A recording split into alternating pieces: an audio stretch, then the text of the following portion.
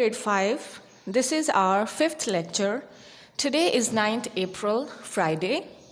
Today's objectives are improving our listening and speaking skills, working with some new words, learning their meaning, and reading a new chapter. So let's begin our lecture today. Grade 5, open up your textbook to page number 11. This is your second chapter called Stopping by Woods on a Snowy Evening. So this is a poem. Do you know what woods mean? आपको पता है woods का क्या मतलब होता है? आपको पता है wood तो हम लकड़ी को कहते हैं, लेकिन woods also mean forest, a jungle. Woods जो है हम जंगल को और forest को भी कहते हैं, ठीक है? So the name of the poem is Stopping by Woods on a Snowy Evening, ठीक है? And the author or the poet of the poem is Robert Lee Frost. ये poem जिसने लिखी है उसको हम poet कहेंगे, ठीक है? क्योंकि ये poem है तो जिसने poem लिखी है उसको हम poet कहेंगे और हमारे poet का नाम है Robert Lee Frost, okay? So before starting the poem, let's look at the picture and tell me what do you see in the picture? What can you see in the picture and say about the poem before reading it? Poem start करने से पहले अगर आप picture देखें और picture देख के आप क्या जो है सोच सकते हैं कि पोइम किस बारे में होगी. लुक एट द पिक्चर और बताएं कि पिक्चर में आपको क्या नज़र आ रहा है and what do you think the poem will be about. If you look at the picture you can see that there is lot of snow here. The trees are all bare. There are snow on the tree. There is a man on a carriage and there is a horse that is pulling the carriage. अगर आप देखें picture में तो आपको नज़र आएगा कि काफ़ी ज़्यादा बर्फ़ हुई हुई है. जो जितने भी दरख्त हैं उन पे कोई पत्ते वगैरह कुछ भी नहीं है, वो सारे खाली हैं, उन पे स्नो है. और एक आदमी है, उसके पास एक कैरेज है और उसको जो घोड़ा खींच रहा है, ठीक है. So by looking at the picture you can say that this poem might be about this man and a snowy evening as it already in the title. Picture को देख के आप कह सकते हैं कि ये स्टोरी या ये पोइम जो है इस आदमी के बारे में हो सकती है और स्नोई इवनिंग के बारे में हो सकती है, क्योंकि ऑलरेडी आपके टाइटल में लिखा हुआ है snowy evening. Yes, understood. Now let's read the poem. I will read the whole poem once. I just want you to listen to it carefully so you can understand the way the words are being pronounced. After that, we will go through line by line translation so we can understand the poem better, okay? Whose words these are, I think I know. His house is in the village though. He will not see me stopping here to watch his words fill up with snow. My little horse must think it queer to stop without a farmhouse near, between the woods and the frozen lake, the darkest evening of the year. He gives his harness bell a shake to ask if there is some mistake. The only other sounds the sweep of easy wind and downy flake. The woods are lovely, dark and deep, but I have promises to keep, and miles to go before I sleep, and miles to go before I sleep. Okay? Now we will go through line by line translation so you can have a better understanding of what we just read, okay? So the first stanza, okay, first of all tell me how many stanzas does this poem have? इस poem की कितने stanzas हैं? Remember, whenever we reading a proper story, in story you have got paragraphs, but in poems you don't say these are paragraphs, you call them stanzas. So we have got 1, 2, 3, 4. 4 stanzas. And how many lines have you got in these 4 stanzas? 1, 2, 3, 4. So each stanza has got 4 lines and we have got 4 stanzas in total. Okay? So now let's go through line by line translation. Whose words these are, I think I know. कि ये जो woods है, ये जो जंगल है, ये जो दरख्त वगैरह है, ये ज़मीन जो है, ये जगह है, ये किसकी है? वो कहता है मुझे लगता है कि मुझे पता है कि ये जगह ये किसकी है. His house is in the village though, लेकिन उसका जो घर है वो यहाँ पर नहीं है, वो विलेज में है. He will not see me stopping here. तो वो आदमी जिसकी ये वुड्स हैं, अगर मैं यहाँ पे रुक जाऊँ थोड़ी देर के लिए तो वो उसको पता नहीं चलेगा, क्योंकि उसका घर तो दूर है गांव में. तो अगर यहाँ पे मैं रुक जाऊँ तो उसको पता नहीं चलेगा कि मैं यहाँ पे रुका हूँ, यहाँ पे थोड़ी देर के लिए मैंने ब्रेक ली है, ठीक है. To watch his words fill up with snow. तो जो हमारा स्पीकर है वो वर्ड्स पे क्यों रुकना चाह रहा है? क्योंकि वो देखना चाहता है कि बर्फ़ हो रही है. तो दैट मीन्स कि it is winter, it is evening time and he wants to look at the words and see them filling up with snow. उसका दिल है कि इन बैठ के आराम से ये थोड़ी देर के लिए ब्रेक ले ले और यहाँ पे बैठ के ये खड़े होके इन जंगल को या इन दरख्तों को देखिए जहाँ पे आहिस्ता आहिस्ता बर्फ़ हो रही है, ठीक है।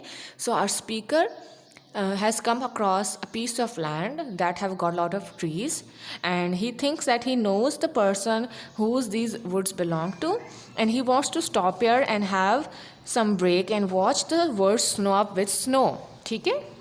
हमारे पास एक स्पीकर है जो रास्ते में कहीं जा रहा है, ठीक है। वो वहाँ से गुजरता है वुड्स के पास से, तो उसको बहुत अच्छी लगती है और वो देख के कहता है कि मेरे ख्याल से मुझे पता है कि ये जगह ये जंगल किसका है, और अगर मैं यहाँ पे रुक जाऊँ तो उस आदमी को पता नहीं चलेगा क्योंकि वो यहाँ पे तो रहता ही नहीं है, वो तो वहाँ कहीं उसका घर जो है वो दूर गाँव में है, और मैं यहाँ पर रुक के बैठ के ये ब्रेक लेके देखना चाहता हूँ कि स्नो जो है हो रही है और ये जंगल जो है कैसे आहिस्ता आहिस्ता ये दरख्त आहिस्ता आहिस्ता स्नो से भर रहे हैं, ठीक है। Now let's move to the second stanza. My little horse must think it queer. Queer को अंडरलाइन करें। Queer means strange. वो कह रहा है, अब ऑब्वियसली वो अपने घोड़े पर है ना, he is in a carriage and carriage is being pulled bye a horse. वो अपने कैरेज में और कैरेज को तो एक घोड़ा खींचता है, तो वो कह रहा है कि मेरा घोड़ा जो है वो यही सोचेगा कि कितना स्ट्रेंज बात है, कितनी अजीब बात है। क्यों? To stop without a farmhouse near, कि हम यहाँ एक ऐसी जगह पे रुके हैं जो बिल्कुल सुनसान है, जहाँ पे कुछ भी खाने को नहीं है, ये रेस्ट करने को नहीं है। क्योंकि फार्म हाउस क्या होता है? Farmhouse is a place where you can rest and eat. Farmhouse एक ऐसी जगह होती है जहाँ पे आप बैठ के रेस्ट कर सकें और खाना खा सकें, ठीक है। तो वो ये इसलिए वो कह रहा है मेरा जो घोड़ा है वो एकदम से यही सोच रहा होगा कि ये कितनी अजीब व गरीब बात है कि हम एक ऐसी जगह पे रुके हैं जो कि बिल्कुल वीरान है, क्योंकि यहाँ पे पास में तो कोई फार्म हाउस नहीं है। Between the woods and frozen lake the darkest evening in the of the year. और वक्त क्या हो रहा है? क्योंकि हम रुका हुआ कहाँ पे? वुड्स के बीच में, वहाँ पे जंगल ही जंगल है और फ्रोजन लेक, इतनी ठंड है कि जो लेक है वो फ्रीज़ हो चुकी है। And the darkest evening of the year, तो साल के कौन सी जो दिन होते हैं वो बहुत डार्क होते हैं। सर्दियों के वक्त ऐसा होता है ना जब बहुत जल्दी अंधेरा हो जाता है। तो वो यही कह रहा है कि it's very cold, it's evening time and they are stopping in a place which is very quiet and no one is there. तो वो कह रहे हैं कि मेरा घोड़ा जो है वो इस बात को सोच रहा होगा कि ये कितनी अजीब गरीब बात है कि हम एक ऐसी जगह पे रुके हैं जहाँ पे कोई भी आबादी नहीं है, जहाँ पे बिल्कुल सुनसान है, वहाँ पे कोई रेस्ट करने की जगह नहीं है, वहाँ पे सिर्फ जंगलात हैं, और जो पानी भी है, ये जो लेक है, झील है, वो फ्रीज़ हुई हुई है और वहाँ पे शाम का वक्त हो रहा है, ठीक है। Now let's move to the next stanza. He gives his harness bells a shake. Harness क्या होता है? The leather straps and bells used to control a horse. अगर आप you can see in the picture here as well कि this is a harness that you use on animals which you can control the animals if they want to go forward or if they want to go backward. जब आप गले में उनके डालते हैं ताकि उनको कंट्रोल कर सकें तेज़ चलना है या आपको आहिस्ता चलना है। तो उसके साथ बेल्स भी लगी होती हैं। अक्सर आपने देखा होगा ना जब एनिमल्स जा रहे होते हैं, जब वो चल रहे होते हैं तो उनकी बेल्स की शेक करने की आवाज़ आ रही होती है। तो इसी तरह वो कहते हैं कि उस घोड़े को इतनी ही अजीब व गरीब बात लग रही है कि हम यहाँ पे क्यों रुकें, कि एकदम से वो अपने हार्नेस को ऐसे शेक करता है, हिलाता है उसको बताने के लिए कि हम यहाँ पे क्यों रुक रहे हैं। To ask there if some mistake, ये पूछने के लिए कि क्या हम गलती से तो नहीं यहाँ पे रुक गए।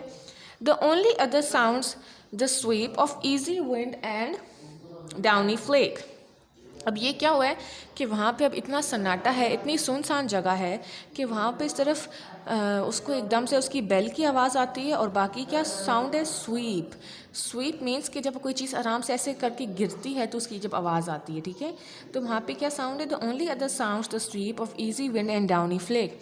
वहाँ पे इतनी खामोशी है कि हवा चलने की सिर्फ आवाज़ आ रही है और आहिस्ता आहिस्ता जो बर्फ़ गिर रही है उसकी आवाज़ आ रही है, ठीक है। सो दैट मीन्स कि वो एक बहुत ही सुनसान सी जगह पर है जहाँ पे हवा और बर्फ़ गिरने की भी जो है ना आवाज़ आ रही है, और एकदम से उस सन्नाटे में जो है उसका घोड़ा जो है वो अपनी हार्नेस की बेल को शेक करता है, ये पूछने के लिए कि हम यहाँ क्यों रुक रहे हैं, ठीक है।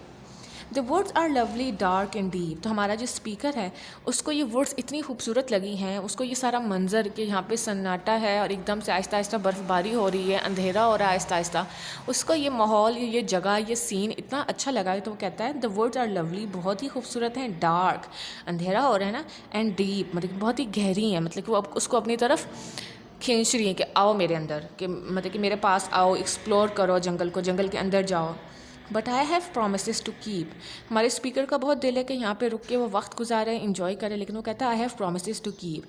प्रोमिस कहते हैं वादे को, ठीक है, लेकिन मतलब कि उसके पास बहुत सारी जिम्मेदारियाँ हैं। अब ऐसे तो नहीं होता ना कि आप किसी जगह पे जाएं, आपको वो जगह इतनी अच्छी लगे, आप अपनी सारी जिम्मेदारियाँ छोड़ के, सारे काम छोड़ के, रिस्पॉन्सिबिलिटी छोड़ के वहीं बैठ जाएं। तो इसी तरह हमारा स्पीकर भी कहता है लेकिन मेरे पास बहुत सारी रिस्पॉन्सिबिलिटीज़ हैं, जिम्मेदारियाँ हैं जो मुझे पूरी करनी है, ठीक है।